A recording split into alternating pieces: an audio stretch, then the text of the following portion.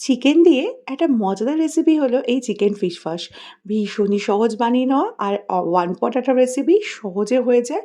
বাচ্চা থেকে বড় সবার পছন্দ হবে। আর খুব খেতেও কিন্তু টেস্টি হয়।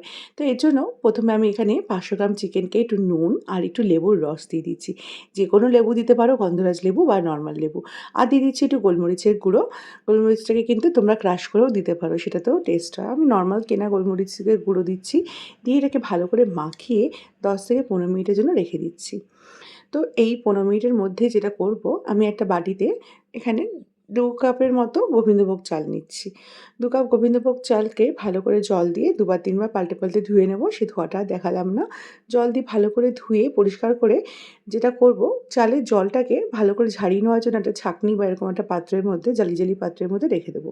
জলটা যাতে ঝরে যায়। অপরদিকে বিনস, গাজর আর আলু লম্বা, লম্বা করে কেটে নিয়েছি। একটু পেঁয়াজ, একটু রসুন, আদা আর কাঁচা লঙ্কা নিয়েছি। এবার রসুন আর আদাটাকে একটু থেঁতো করে নেব। পুতো বা হামলদিস্তা এইভাবে একটু সামান্য হাফ টিস্পুন নুন দিয়ে থেঁতো করলে দেখবে থেঁতোটা খুব সুন্দর একটা মানে মিহি একটা পেস্ট হবে। দেখো এরকমভাবে থেঁতো হয়ে যায়। নুনটা দিয়ে থেঁতো করে দেখো, বেশ জিনিসটা একটা তাড়াতাড়ি থেঁতো হয়। নুন থেকে একটু জল ছাড়ে। অপরদিকে কড়াই গরম করে ১ চামচের মতো বাটার দিয়েছি। বাটারটাকে মেল্ট হয়ে গেলে এর মধ্যে দিয়ে দিচ্ছি পেঁয়াজ কুচি। পেঁয়াজ বেশি নিইনি, জাস্ট মিডিয়াম সাইজের একটা নিয়েছি। তো পেঁয়াজটাকে দেখো ঝিরিঝিরি করে কাটিনি, বড়, বড় করেই কেটেছি। আর ওই বেটে রাখা রসুন আদা পেস্টটা দিয়ে দিচ্ছি, মানে থেঁতো করে নেওয়া। এই রান্নায় কিন্তু এই থেঁতো করে নেওয়া রসুনটাই যাবে। পেস্ট করে দিতে হবে না। তো মোটামুটি পেঁয়াজ রসুনটাকে একটু ভেজে নিয়ে এই ম্যারিনেট করা চিকেনটাকে দিয়ে একটু সামান্য নুন আর দিয়ে দিলাম। ম্যারিনেশনের সময় নুন দিয়েছিলাম, আর একটু স্বাদ অনুযায়ী নুন যেরকম লাগবে সেরকম এর মধ্যে অ্যাড করে দিলাম। তো যারা ডায়েট করছো রেসিপিটা কিন্তু তারাও করতে পারো। এবার গোটা গরম মসলা এর মধ্যে একটু অ্যাড করে দিচ্ছি। আমি একটু এলাচটাকে ক্রাশ করে দিয়েছি।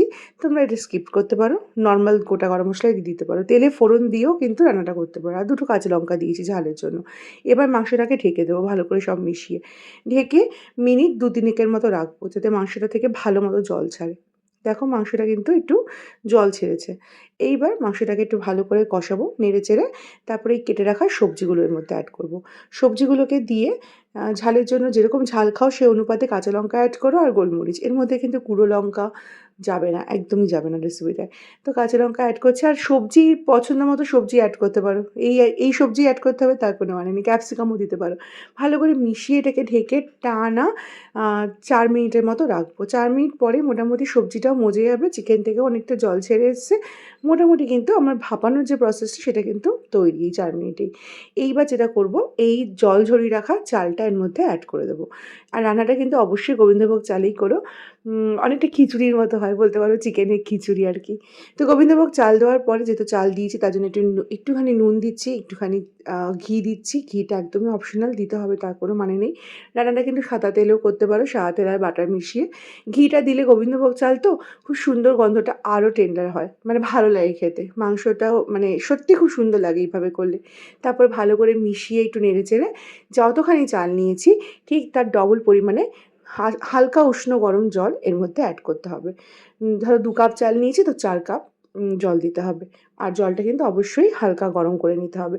তারপরে এটাকে ভালো করে মিশিয়ে নিচ্ছি। মিশিয়ে নিয়ে এটা যেরকমভাবে পোলাও বানায় ঢাকনা দিয়ে ঢেকে রাখতে হয় একদম মিডিয়াম ফ্লেমে ১০ থেকে ১৫ মিনিট, ওই রকমভাবে কিন্তু পুরো রান্নাটা এবার হবে। এবার ঢাকনা দিয়ে ঢেকে মোটামুটি আমি ১০ মিনিটের মতো রেখেছি। তারপর ঢাকনাটাকে তুলেই কিন্তু মোটামুটি রেডি। দেখতেই পাচ্ছ চিকেনটা একদম তৈরি হয়ে গেছে, ভাতটাও হয়ে গেছে। এবার যত এটা ঠান্ডা হবে তত বেশি ঝুরঝুরে হবে। পোলাওয়ে মানে গোবিন্দভোগ চাল বা দেহরাদুন চালের দিয়ে পোলাও করলে এটাই তার নিয়ম। যত ঠান্ডা হবে তত ঝুরঝুরে হবে। তো এবার রেডি পরিবেশনের জন্য। রেসিপিটি ভীষণই সহজ, বাচ্চা থেকে বড় সবাই খেতে পারবে। হেলদি রেসিপি, যারা ডায়েট করছে তারাও ট্রাই করতে পারো। আর চিনির কথা বলছি, যদি মনে করো এর মধ্যে 1 টিস্পুনের মতো চিনি অ্যাড করতে পারো।